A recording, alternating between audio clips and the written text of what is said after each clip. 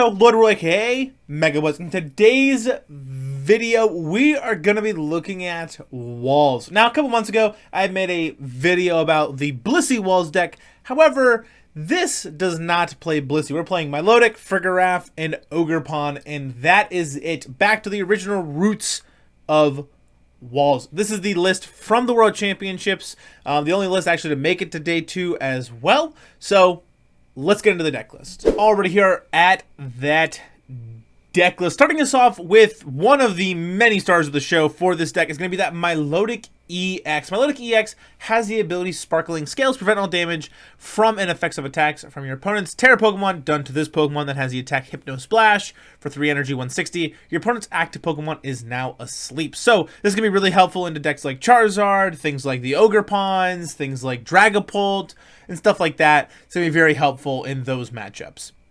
We also have Farigiraf EX has that Terra ability, and then the ability Armor Tail. Prevent all damage done to this Pokemon by attacks from your opponent's basic Pokemon EX.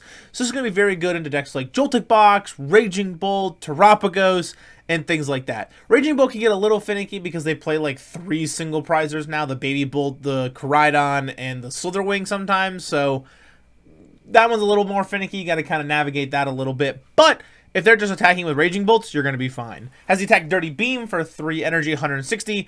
This attack does 30 damage also to one of your opponent's benched Pokemon, so being able to kind of spread a little bit as well. And then the last kind of attacker really of the deck is going to be the Cornerstone Mask Ogerpon Ex. I love this card. I love to find an excuse to play this almost any time. Has the ability Cornerstone Stance, prevent all damage from attacks done to this Pokemon by your opponent's Pokemon that have an ability, and then demolish for 140, and it's basically just like a shred effect, only going to hit for 140. So those are kind of the attackers of the deck. We also have Munkidori, which we could attack with if we needed to, but mostly for the Adrenaline Brain. Once in your turn, if it has a Dark Energy attached, you move 3 damage counters from one of your Pokemon to one of your opponent's Pokemon, and then Mind Bend for 60 for 2 energy. Your opponent's active Pokemon is now confused.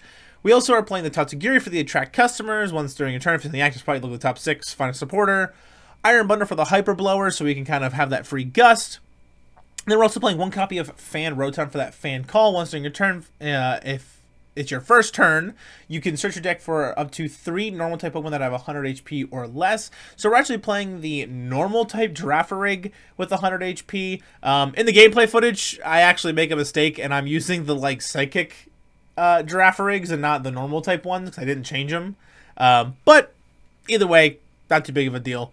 But just use the normal ones if you're going to use it. I'll make sure to copy this deck list in the description, so use this one.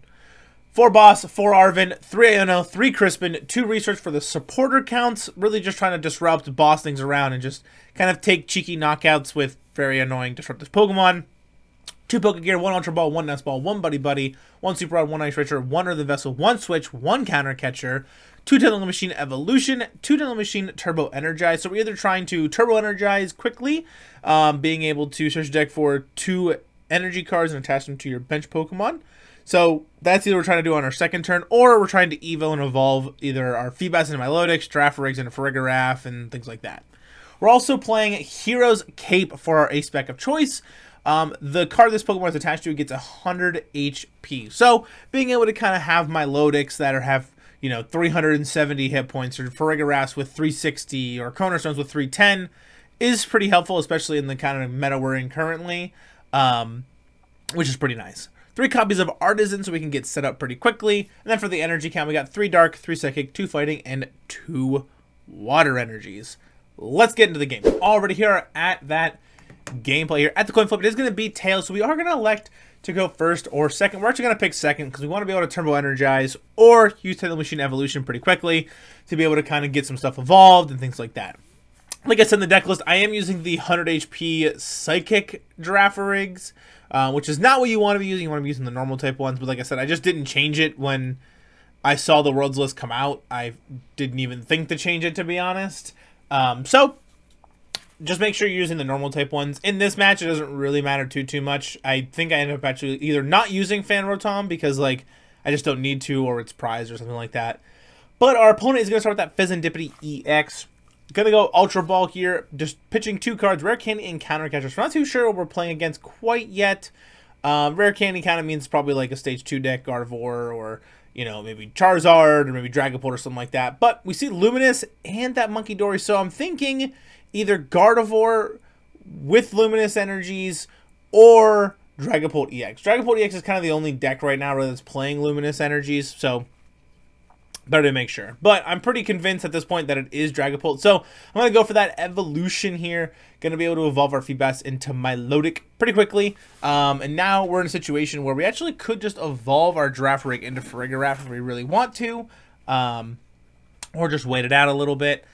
We're probably going to go Buddy Poffin for that Badoo and a Dreepy here. Play a switch into the Badoo and start with that item lock. Going to be able to Itchy Pollen here for 10 damage. Going to be able to item lock me, but my hand doesn't have any like items in it, so it doesn't really matter. And we actually top deck Crispin, which is kind of huge. So now we're going to just throw some energies here in play. We're going to pitch the Psychic Energy to the Girafarig, and then I attach the Water to Milotic. And the reason I do that is because here I can actually just dual Headbutt and put 10 damage counters on my Iron Bundle and take the knockout on the Badoo. There wasn't really a reason to evolve it into Farigiraf. I guess I could have maybe evolved it, put 30 damage counters on their bench, but then they can just Munkidori it back over, and I don't want them to have more damage counters on their side than they need, especially with Munkidori kind of being already set up. So we activated Fezandipity, but not too big of a deal. This Walls deck does win by taking prizes. That's how the deck wins. It doesn't win by like stalling you out or anything. It can do that by like decking you out or just having a Pokemon that you can't knock out essentially, but most of the time you're going to win by taking prizes with your, you know, respective whatever Pokemon that's just going to counter the deck you're playing against. So in this case, our big thing is going to be Milotic EX. We really want to make sure that we're utilizing Milotic as much as possible in this matchup because that Terra Pokemon, being Dragapult, won't take damage. So we're going to see another Itchy Pollen here for our opponent. We could go for another dual Headbutt, which I think I actually end up doing. I just attach here, and then I'm like, do I need Artisan? I don't think I do. I end up using, I think I save the Hyper Blower, which is probably the right choice, because like I said, I can just kind of dual Headbutt and take another prize and kind of go from that route. I can't quite remember if I end up evolving. I don't think I do. I think I just go for the dual Headbutt play. And if I don't, then that's definitely a mistake on my part. I should. So, wait, do you go for the dual Headbutt here? So take another prize on the Badoo. We've KO'd 2 Badoo now. Putting us at a 4-6 split, so we're pretty high, pretty far away from the prize trade here. And the further we make that gap for our opponent, the harder it becomes for them to use Dusknoir, actually, or Dusclops. So if we keep just taking prizes and keep doing that, we'll be okay. But now we're in a situation where we're actually needing an energy. We need an energy to be able to attack with Milotic, or if we evolve into Farigiraf, we also need an energy for that as well. So hopefully trying to maybe find the energy for that. We're just going to have to wait and see. Counter Catcher for our opponent. Going to pull up our Milotic EX, which is not really that great for us. Going to have some Recon Directives rolling in here. Going to go Night Stretcher for that Fire Energy. Attach the Fire Energy to the Dracloak here. And then Rip and Iono, putting us to 4 in hand. We're trying to just find an energy. We actually get 2 energies here, which is perfect. I'm going to be able to attach them to either Milotic or our Girafarig. But it looks like Milotic's probably going to be what we're going to be trying to attack with now, and just trying to avoid some crazy Dusclops plays and things like that. Our opponent here going to put another Badoo down, but cannot get out of this Fezandipity EX. We top deck Cornerstone Mask Ogerpon Ex, which is not great in this matchup actually, as Dragapult doesn't have an ability. Everything else they attack with has an ability for the most part, but not Dragapult, which is the main thing. So we're going to Earthen Vessel, pitch a thing to get some more energies, and then we are going to attach as well, and we're going to Hypno Splash for 160 here onto this Fezandipity EX. Now, if they can't retreat out of it, we're going to be able to take a 2-prize knockout, putting us to a 2-6 split, which actually would be kind of huge. So we're just going to kind of wait and see what happens. But they have Penny in their Dragapult deck for some reason. So, yeah, they're going to Penny up their Fezandipity, and then going to be able to Itchy Pollen probably this turn as well. Item locking us, but once again, we don't have any items in hand, so we don't really care that much. Now, something important to note is that even though Milotic doesn't take damage from Terra Pokemon, so Dragapult, when it goes to use that Phantom Dive, we won't take 200. However, you can still spread the 6 damage counters anyway, so that is something we're going to have to kind of watch out for, is they're going to be able to spread the 6 damage counters with the Phantom Dive on our bench Pokemon if we're not too careful. But we're going to attach the Psychic Energy to the Girafarig here. And I go and I think about using my Iron Bundle, and I'm going to because I'm kind of hoping maybe they'll throw up like the Munkidori, or I can really try to just stick this Fez in the active spot for just 1 turn. That would be nice. I also didn't want to leave another liability for them to take more prizes on my board. So I kind of just blew the Hyper Bundle a little early. Like I said, so I didn't have to worry about it too much. So our opponent here going to Adrenal Brain, moving 30 from the Fezandipity to the Milotic Ex. Gonna be able to recon directive, look at the top 2, 1 to the hand, 1 to the bottom. Gonna evolve the Dusclops into Dusknoir. So our opponent is cooking here, unfortunately for us. They're going to pass turn, and they're gonna fail the coin flip here. So we are gonna be able to probably knock out that Fezandipity EX here. But first, we're going to rip the Professor's Research, find ourselves into a couple things. I'm actually going to evolve the Girafarig, I think, into Farigiraf this turn. But I Pokegear to try to find Boss to try to set up for next turn. Now, the only reason I would even want to evolve this is I just don't want them to pop the Dusknoir and get free prizes.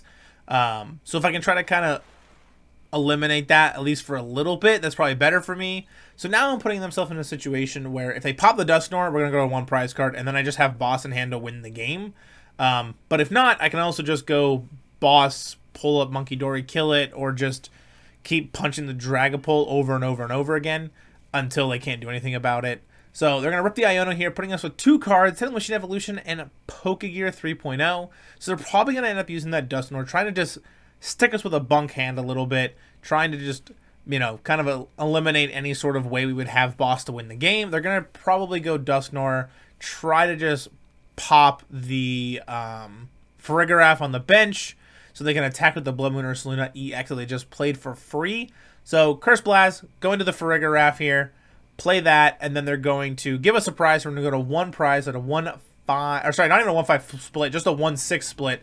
Nice stretcher for probably the Duskull. Actually going to go for the Fezandipity here. Going to flip the script, draw 3 more cards, and then they're going to retreat out of the Badoo, probably into the Blood Moon or Saluna EX to use that Blood Moon to kill our Milotic EX here, taking a knockout, putting us at a 1-4 split. So Boss wins us the game. If we can just find Boss, we'll be okay, because we can just boss up Dracloak or Munkidori or Badoo, but we're trying to just thin the deck as much as possible first. So that's exactly what we're going to do here. Artisan for the Munkidori, and then Pokegear 3.0 finds us the Boss's orders. We do play 4 Boss, so it is very possible that that was, you know, a leading cause of that. Dirty Beam for 160, and then 30 to the Badoo. We would actually take 2 more prize cards, but our opponent concedes there for us winning the game. Being able to really just showcase that Milotic Walls is back. I mean, it does really well into a lot of the top decks right now, and it's definitely on my radar for a deck to play for the next foreseeable future. Let's get into the outro. Alright, so now we're going to for today's video. If you enjoyed the content I've been making sure for the channel, definitely make sure to leave a like, smash the subscribe button. I really appreciate it. It costs you nothing, and it means the world to me. I also want to thank all of you guys for your continued support over the last couple months, especially the last month, me taking a little bit of a hiatus and kind of just slowing down for a little bit. So yeah, thank you very much. I'll make sure to put the deck list that I played in today's video in the description below, ready for copy paste into TCG Live with the correct Girafarigs also. And I want to give a huge shout out and special thanks to all of my awesome channelers that you see here. They continue to support the channel even further by joining the trainer club here at the Mega Blitz YouTube channel. You could as well. That's going to do it all for today's video. So I'll see you all in the next one. Peace!